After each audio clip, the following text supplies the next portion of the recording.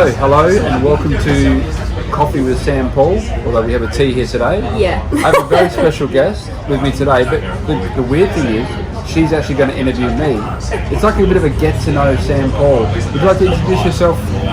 Sure, I'm Clare and I'm a writer and run my own writers guilds, and I used to be a musician, but not for a very long time. Not since high school. I'm not sure that really counts. That still counts. I'll allow it. I've been listening to your songs, so I thought I better do a bit of research and make sure. So I thought maybe we'd start by asking you about your name, because we had a bit of a discussion about it. Yep. And I'm not big into hip hop or anything, so I don't know the culture or anything like that. So for anyone that's like me and doesn't really know about SamPaul and your name and why you chose it. Okay, well, just a little bit of a backstory. I originally went by the name Hectic, which was spelled Hektic, and that kind of stemmed from my DJ days, because the way I used to mix house and stuff, which is what I used to mix back then, I used to do it in a very hip-hop way, which had scratching and cutting a fair bit. So this girl once said to me at a gig, "Oh man, that's fucking hectic." So it kind of stuck as my DJ name. Before that I just used my birth name. Yeah. But I was kind of having this, I guess, moment where I felt like I wasn't really, it wasn't really appropriate to what I was doing and how and what I was creating. And one day I was just sitting making a beat, because I make most of my own beats as well. And for those that don't know, hip hop is a very traditionally very sample-based sort of genre, so there's a lot of sampling involved. And I was sitting there cutting up a few samples and making this beat, and I just had this penny drop moment. I was like, sample, and it was like, that sounds like two people's names put together, SamPaul. If you weren't an artist in music, what would you be doing instead? Oh my gosh, that's a really good question, because I really don't have a clue. The only other thing that I've really taken to like a duck to water as much as I have to music would be my day job, which is working in a fruit shop, ironically just down from where we are today, which, just for those that are watching, if you recognise this place, because a lot of people might, this is the Front Page Cafe on 531 Marion Road, one of the best cafes in Adelaide. So yeah, come and check it out. But yeah, the fruit shop that I work at here is probably, is the thing I'm most passionate about besides music. I just love talking to people. I love just being around people and selling fruit. So I love it. Yeah, I love fruit. So what inspired you to start rapping? So back in high school, I had some friends that were in bands, and in particular my mate Paul had a band at school which were at the time called the Sick Little Monkeys. I don't know where that name came from. Always the best names. And I used to watch them jam at lunchtime at school, and I just started writing lyrics. More kind of poetry, but I always had a bit of a lyrical structure to the way I wrote. But I didn't know much about music. I could play bass a little bit thanks to my older brother, but it wasn't really anything to write home about. But then when I moved back to Adelaide, because for those that don't know, I grew up in Darwin. I was born in Adelaide, but we lived up in Darwin for many years. So when I moved back to Adelaide, I fell into a crowd of guys and girls that were electronic producers. So I started dabbling with that. I got myself an old Commodore Amiga 500. For those that don't know, that's a really, really, really old computer. And started making electronic music. And then I felt I had things to say, so I started putting vocals to it. And I couldn't really sing, and I didn't really even contemplate rapping at the time. So I guess it was somewhat spoken word, almost over beats, with some sort of degree of rhythmic element to it. And my younger brother, who's a massive, massive hip hop head and always has been, through the 90s, he was all hip hop. I went through my grunge stage, so I kind of wasn't sort of up with all the 90s hip hop. But he said to me one day, if you just put a little bit of effort into kind of structuring this a little differently, you're basically making hip hop the way your music sounds. So yeah, I guess my younger brother is credited a fair bit to why I chose rap. Wow. As I've got further into it, I've kind of really loved singing, so I've been sort of working on singing. I'm not a great singer, but I enjoy it, and so I'm incorporating that into the rapping as well. So with your DJing and your rapping, is there one that you feel influences your music more? Or does it just depend track to track? I'm not quite sure I understand what you mean. So I listened, I loved your first album, and I'm halfway through your second. Yeah. And the last track on your first album, I've forgotten the name. I'm terrible with words. I always forget. But it's like the Happy Tech remix. Oh yes. Like, because the original song was really good, and then I heard the Happy Tech remix, and I was like, whoa! Like, how good is that? Blew my mind. I was like, shout out to Knox. Crap, that was incredible. Like the way it sort of fused hip hop and that like remix. Sort of, yeah. I love that. Oh look, I mean, at the end of the day, I'm influenced by everything around me, like life-wise. But musically, I just have such wide and varied taste. Like, as I've been sort of talking to a few friends of mine, I like my early stuff particularly is very, very what I consider very hip hop. There's not a lot of influence from anything but hip hop. But as I've progressed and I guess grown as an artist, I'm finding myself wanting to draw more from all the different influences that I have. Like, I listen to everything. Like I did a DJ set the other night at the Suburban Brew, and they wanted me to do it with vinyl, and because I'm really getting back into my vinyl a lot lately. And so I was playing everything from AC/DC to Daniel John to Silverchair to Bob Marley, like Michael Jackson, like just such an eclectic mix, like, and that's kind of what my tastes are like. So my last album, which was Coming Home, which is the current album, I've kind of tried to incorporate, and that's where the singing sort of has come into it a bit too. But my new album, which I'm working on at the moment, is taking that even next level. So that's exciting. I guess it sort of like kind of goes both ways. I think like what I DJ is influenced by the music I like, but then the music I make is influenced by the DJing and sort of thing. So it's kind of like a bit of a give and take, I suppose, in a way. It does show through with because in a lot of your songs you've got a really good guitar hit or a piano hook in the background. And, this is a good one. So who are your biggest musical influences? We were talking about this a little bit online. Yeah. Oh wow. Chester Bennington. Well, yes, Chester Bennington, definitely a big influence. Rest in peace. So, I guess a really obvious couple would be Hilltop Hoods, being Adelaide boys and also hip hop boys. Like that. I think they've influenced a lot of people, not just in hip hop. Yeah. Eminem would be another one. One of the biggest sort of rappers. But outside of that, obviously like Chester Bennington as mentioned, Lane Staley from Alice in Chains. Daniel John from Silverchair, like also Silverchair as a band. Daniel John's solo stuff is just incredible. There's a lot of influence from him in the title track from my next album called Tame the Monster. So have a listen to that and see if you can pick it. But Jeff Buckley, I love Muse as well, particularly the singer whose name escapes me right now. But I've always been drawn more to the vocalist than the band, but I do respect and love the band as well. But the vocalists, if they've got a unique sounding voice, they always stand out and kind of makes it or breaks it. Exactly. So, can you tell us about your creative process for writing lyrics? Oh my lord. Very unusual and eclectic. Well, I feel it is. I don't know. I don't think there's any real rhyme or reason to the way I write. I'm kind of like Homer in that episode of The Simpsons where he's got beers stashed everywhere.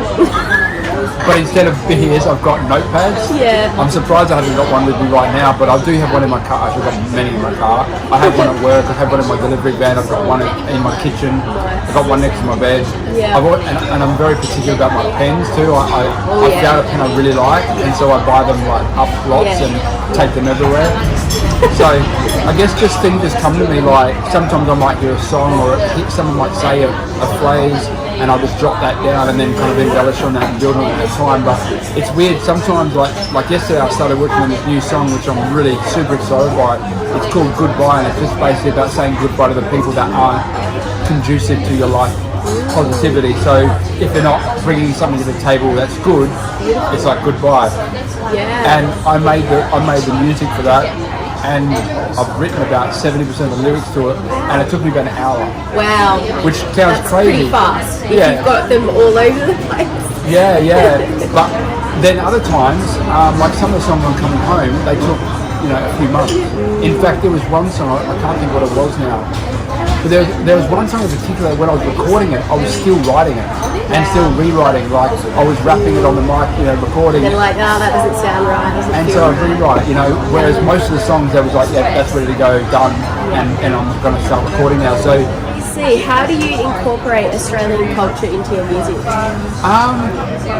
Well, I guess I think it really just happens pretty subconsciously, having said that, I know a lot of younger artists that I have worked with or do work with or perform with. A lot of them have what I would consider a very American attitude to the way they approach music. Whereas for me, even back when I first started, I was always a very I don't know the word I'm looking for. Staunch Australian kind of guy. Like I'm not all about the kind of Yobbo kind of Bogan, Steve Irwin, Crocodile Dundee kind of Australian. I'm more about the true Australian, which incorporates a multitude. Like we're growing up, it was always all about multicultural Australia. And so. Yeah, I noticed on your first album you had it sounded like. I want to say African, or it was like a collaborative track. Oh yes. Yeah. But yeah, like I said, so I guess it really the Australian sort of aspect of culture and stuff. I think it just comes out because it's like subconsciously. I am an Australian. I live in Australia. All my experiences are Australian. You rap with the lilt. You don't imitate the American way of doing it.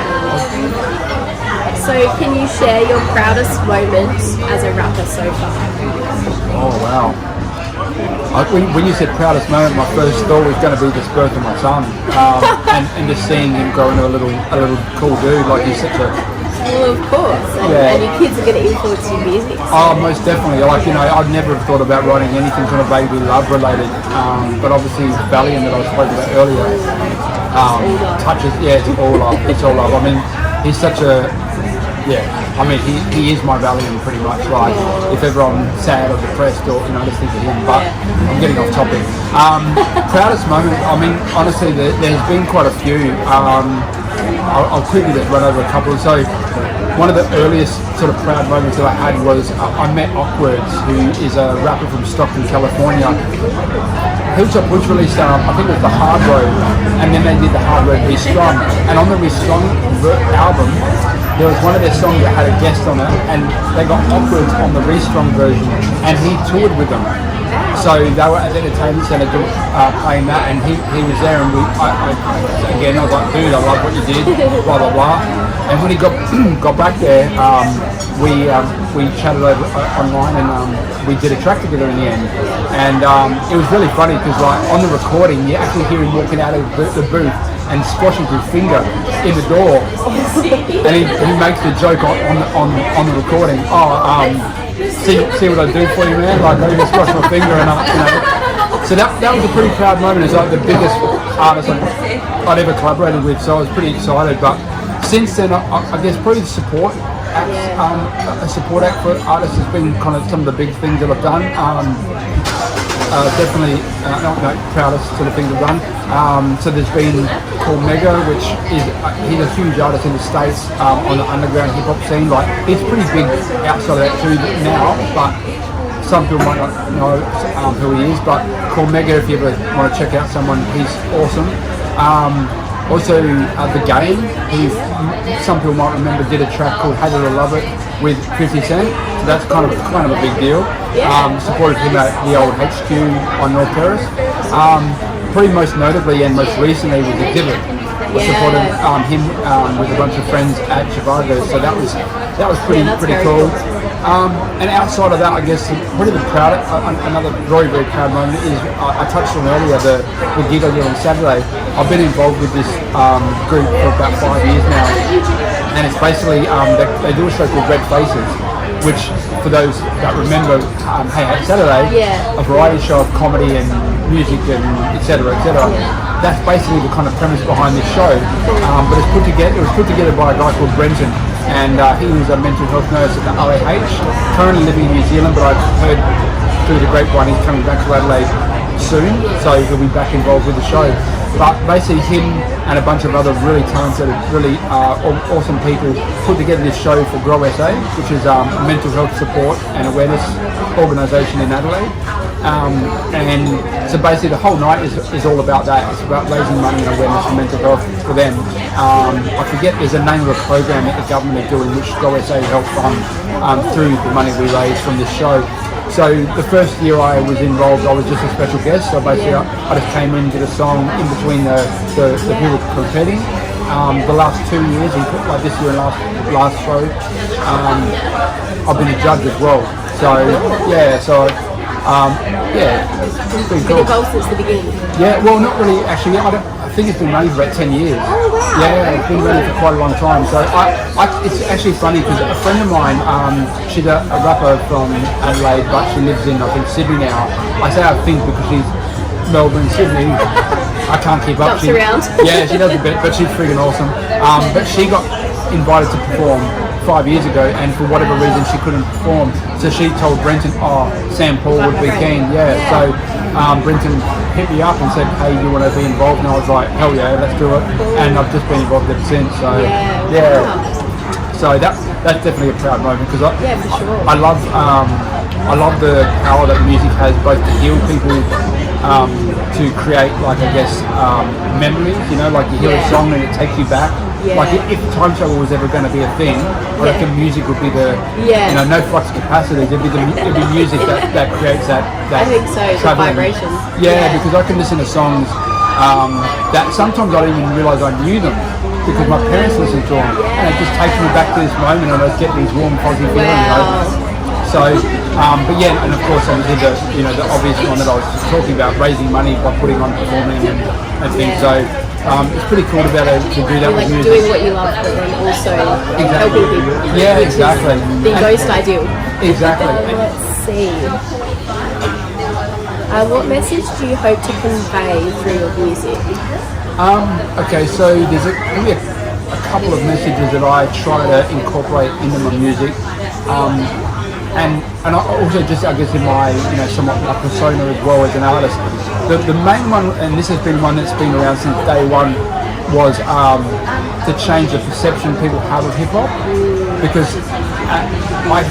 not so much now, but when I first started, you'd go to a venue that, for example, to try and book a show, or you would approach an organisation like this Red Facing, for example. They didn't do it, but those kind of events. And they'd be like, so what do? You're like hip hop. And then instantly they'd take a step back, like, whoa, nah, sorry, not interested.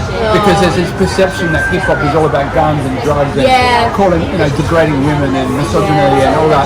And so I guess one of the big things for me is to change that perception, to show people that you can do hip hop without all those. I don't do drugs, but I have in my past done some things. Everyone's tried something usually. Yeah, but I wouldn't say I'm dead against it, but I definitely do push a non-drug using kind of attitude and persona now, because I realised that what I was chasing when I was dabbling in those kind of things, I'm not going to find it in a pill or in a liquid or in a piece of paper with acid on it or anything like that, or a mushroom going in the ground.